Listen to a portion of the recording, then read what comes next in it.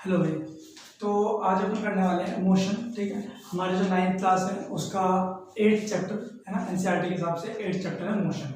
ठीक है, तो हम मोशन करेंगे सबसे पहले। ठीक है, हमारे कुछ फिजिक्स के, केमिस्ट्री के और बायोलॉजी के चैप्टर्स हैं 9th क्लास के अंदर साइंस की किताब में। तो 8वां चैप्टर है मोशन। ठीक है, तो वही मोशन चैप्टर अपन करने जा रहे हैं।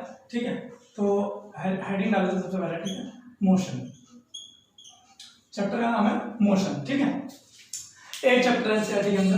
ठीक है, 8 चैप्टर जो आपकी 9th की एनसीईआरटी है उसके हिसाब से 8 चैप्टर है। ठीक है, खैर उससे कोई मतलब नहीं, चैप्टर है मोशन। ठीक है, तो सबसे पहले समझते हैं कि मोशन क्या चीज होती है। ठीक है, तो ऐसा समझो, अगर मैं आपको डेफिनेशन बताऊंगा डायरेक्टली तो फिर शायद लग सकता है थोड़ा अटपटा लगे, लेकिन मैं डायरेक्ट बताता हूँ कि मोशन होता क्या है। जैसे मान लो कोई ऑब्जेक्ट है। ठीक है, यहाँ पर कोई ऑब्जेक्ट है, ये कोई ऑब्जेक्ट है। ठीक है, ये ऑब्जेक्ट इस पॉइंट ए से, मान लो ये पॉइंट ए पे खड़ा हुआ है। ठीक है, मान लो ये ऑब्जेक्ट पॉइंट ए पे खड़ा हुआ है और इस पॉइंट ए से ये पॉइंट बी तक पहुंचेगा।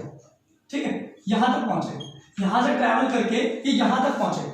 ठीक है, तो क्या करा इसने, इसकी कुछ यहां पर पोजीशन थी, ये इसकी पोजीशन थी, पोजीशन क्या थी इसकी ए पे। ठीक है, अब ये यहां से बी पॉइंट पे पहुंच गया। ठीक है, तो इसने अपनी पोजीशन चेंज करी। ठीक है, इसने अपनी पोजीशन चेंज करी। अब इस पोजीशन को चेंज करने में इससे कुछ टाइम भी लगा होगा। ठीक है, मान लो 1 घंटा लगा होगा। ठीक है, बराबर मान लो। ठीक है, 1 आवर लगा होगा अगर इसे यहां से लेकर के वहां तक पहुंचने में। तो इसी चीज को मैं एक पॉइंट से दूसरे पॉइंट तक पहुंचने वाली चीज को मोशन कहता हूं। ठीक है, और अच्छे से समझते हैं इसे। एक और एग्जांपल देता हूं। जैसे मान लो कि आपको दिल्ली से जयपुर जाना है। मान लो आपको दिल्ली से जयपुर जाना है, तो दिल्ली से जयपुर जाने के लिए कुछ आपको किलोमीटर्स कवर करने पड़ेंगे। किलोमीटर समझ रहे हो, मतलब कुछ रास्ता है ना, गाड़ी से, बाइक से, जैसे भी जा रहे हो, जैसे आपको लगेगा कुछ टाइम। ठीक है, और टाइम के साथ साथ कुछ आप करोगे डिस्टेंस कवर। ठीक है, तो उस डिस्टेंस को कवर करोगे, एक पॉइंट से दूसरे पॉइंट पहुंचोगे, कुछ टाइम लगाओगे। ठीक है, इसी पूरी प्रोसेस को कहते हैं अपन मोशन। तो सिंपली अगर मैं डिफाइन करूं मोशन को, तो आई कैन से कि भाई motion is basically changing of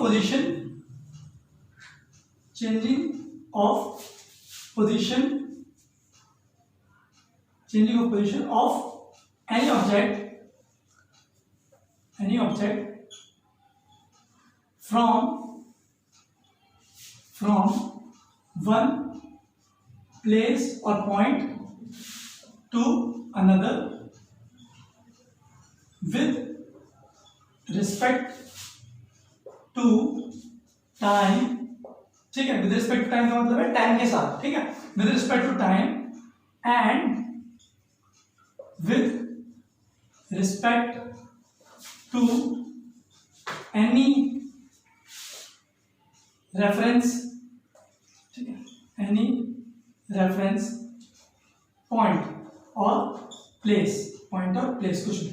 ठीक है, मतलब समझते हैं क्या है ना। अलग चीज आई इसके अंदर, एक अलग चीज आई रेफरेंस पॉइंट और प्लेस। ठीक है, ये अलग चीज है, समझते हैं क्या चीज होती है। ठीक है, ऐसा समझो, पहले तो मैं डेफिनेशन एक बार पढ़ देता हूं कि changing of position of any object from one place to another with respect to time and with respect to any reference point or place।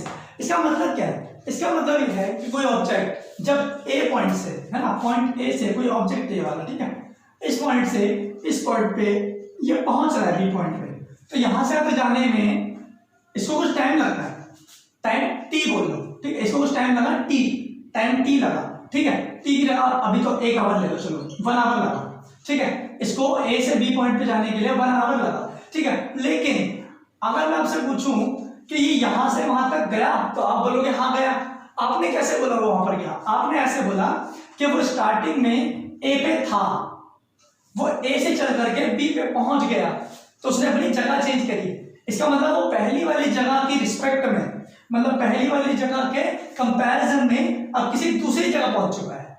समझे? नहीं समझे तो कोई दिक्कत नहीं है। अगर 10% में समझना है तो कोई दिक्कत नहीं है, मैं आपको दोबारा एक और तरीके से समझाता हूं। जैसे कि अगर मैं आपसे पूछूं सिंपली कि क्या ये पेन मोशन में या रेस्ट में है? ठीक है, ये पेन सोच लो, ठीक है, मेरे हाथ में है। अगर ये ऐसे मेरे हाथ में है तो क्या ये मोशन में है या फिर ये रेस्ट में है? ठीक है, या फिर ये बताओ कि तुम बैठे हुए हो अभी, ठीक है, बैठे हुए हो, खड़े हुए हो, लेटे हुए हो, तो उस कंडीशन में आप मोशन में होते हैं या रेस्ट में होते हैं? ठीक है, सोच लिया।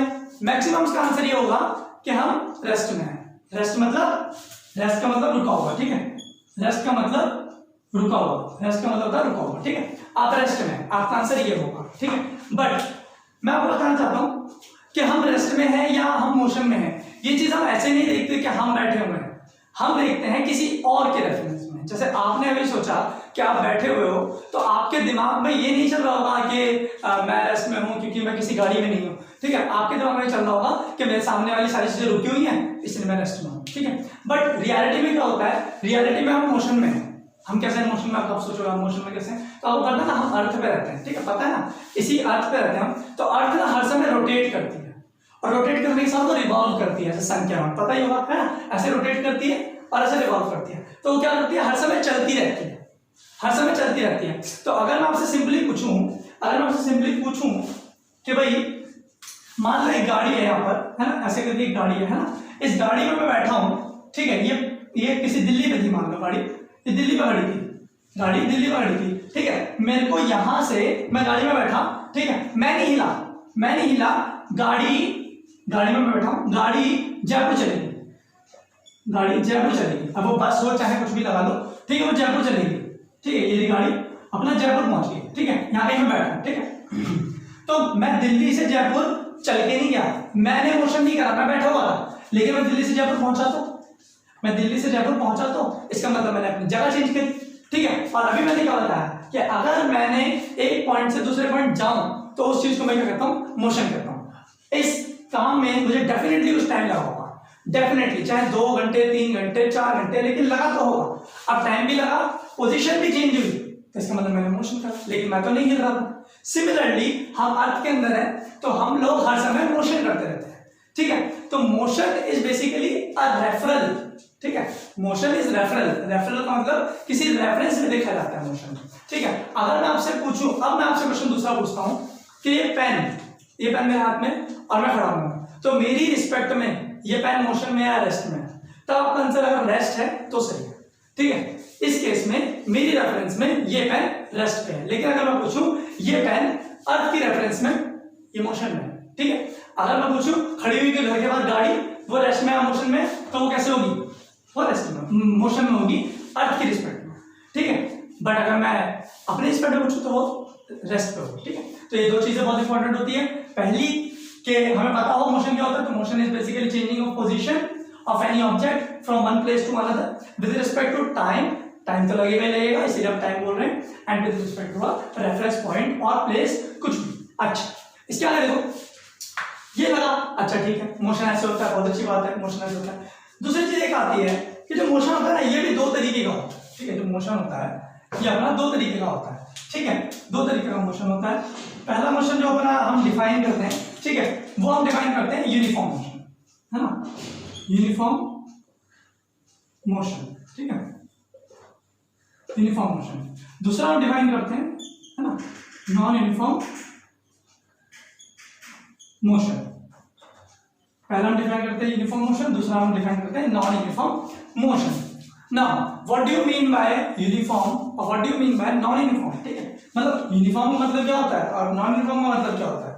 मोशन मतलब तो समझ में आ गया, इनका मतलब क्या होता है, तो देखिए यूनिफॉर्म का मतलब होता है, यूनिफॉर्म का मतलब होता है, ठीक है। अगर मैं यहीं पर लिख दूं, ठीक है, तो यूनिफॉर्म का मतलब मैं यहीं पर लिख देता हूं, यूनिफॉर्म का मतलब होता है कि नो चेंज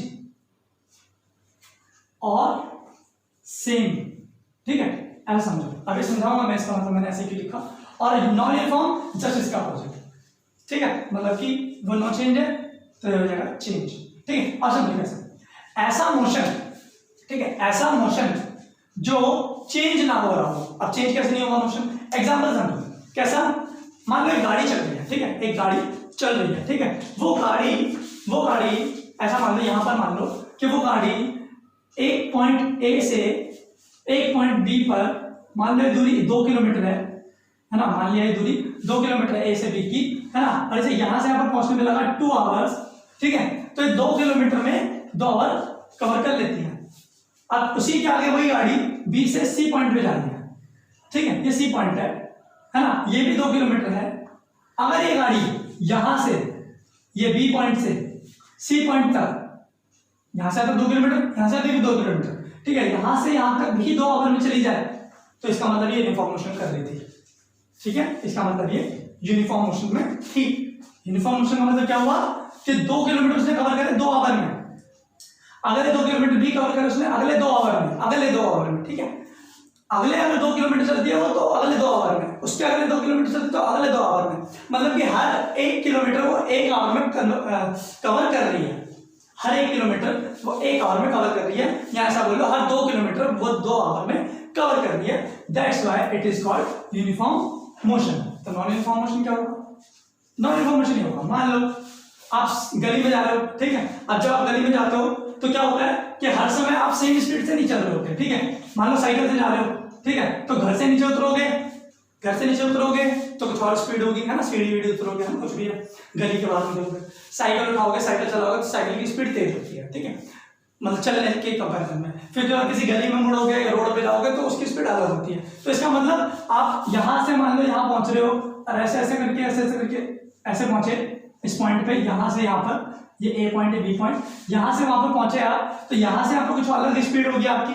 पैदल गए मान लो, यहां से आप वहां भाग के गए, है ना, यहां से आप साइकिल में चले गए और यहां से आप गाड़ी में चले गए। ठीक है, तो ये क्या हुआ, हर दूरी पे आपकी स्पीड अलग अलग थी, सेम टाइम में सेम जगह आपने कवर नहीं करी। या फिर मैं एक और तरीके से अगर आपको समझाऊं, वही अपनी गाड़ी वाला कि ए ये रहा, ठीक है, ये मेरी गाड़ी, ठीक है, ए पॉइंट पर खड़ी है, यहां से 2 किलोमीटर में चला बी पॉइंट 2 किलोमीटर 2 आवर्स में, अगले 2 किलोमीटर यहां से सी पॉइंट, ठीक है, ये भी कितना है 2 किलोमीटर।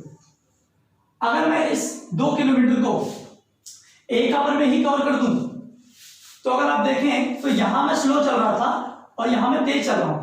भाई मैंने पहले 2 आवर में 2 किलोमीटर कवर करा, अब केवल मैंने 1 आवर में 2 किलोमीटर कवर कर दिया। ठीक है, 1 आवर में ही 2 किलोमीटर कवर कर दिया। उसका अगला 2 किलोमीटर चला, मान लो यहां से डी पॉइंट, ठीक है, यहां से डी पॉइंट अगला 2 किलोमीटर, मान लो मैंने अगला 2 किलोमीटर तो 5 मिनट में ही कवर कर दिया, 5 मिनट में। ठीक है, 5 मिनट में ही कवर कर दिया, तो इसका मतलब मैं बहुत तेज चला। ठीक है, तो इस तरीके से पता चलता है कि नॉन यूनिफॉर्म मोशन है। पहले देखो 2 किलोमीटर 2 आवर में कवर करा, फिर 2 किलोमीटर 1 आवर में करा, और फिर 2 किलोमीटर 5 मिनट में कर दिया। ठीक है, अभी मैंने टाइम कम करा, डिस्टेंस भी कम हो सकता था। कैसे? जैसे मैंने पहले 2 आवर में 2 किलोमीटर कवर करा, क्या पता मेरी गाड़ी खराब हो जाए। ठीक है, तो मैं 2 किलोमीटर की जगह 1 ही किलोमीटर कवर कर पाऊं 2 आवर के अंदर। ठीक है, ये भी पॉसिबिलिटी है। तो अगर मैं सेम टाइम में सेम आवर कवर करता हूं, that is called uniform motion. और अगर मैं उसको मान लो पहले कम टाइम में ज्यादा जगह कवर कर दी, फिर उसी टाइम में मैंने कुछ और ज्यादा कवर कर दी, तो ये मेरा होता है नॉन यूनिफॉर्म मोशन। ठीक है, तो बेसिकली ये होता है यूनिफॉर्म और नॉन यूनिफॉर्म मोशन। तो मैं आपको फाइनली एक यूनिफॉर्म मोशन की डेफिनेशन देता हूं। ठीक है, कि when an object, uniform motion लिख रहा हूं, uniform motion, when an object travels same distance in same time interval, ठीक है, इज कॉल्ड यूनिफॉर्म मोशन। जब कोई ऑब्जेक्ट सेम टाइम इंटरवल में, मतलब कि सेम टाइम की अवधि में सेम डिस्टेंस कवर कर ले, डिस्टेंस, ठीक है, सेम डिस्टेंस कवर कर ले, ठीक है, तो उस केस में उस मोशन को यूनिफॉर्म मोशन कहते हैं। नॉन यूनिफॉर्म मोशन इसका अपोजिट कर दो। ठीक है, इसका अपोजिट कैसे कि सेम टाइम में सेम डिस्टेंस नहीं कवर करेगा, या सेम डिस्टेंस सेम टाइम में नहीं कवर करेगा, बात सेम। ठीक, नेक्स्ट हम यहां तक हो गया यूनिफॉर्म मोशन और नॉन यूनिफॉर्म मोशन तक हो गया। नेक्स्ट हम करने वाले स्पीड एंड वेलोसिटी।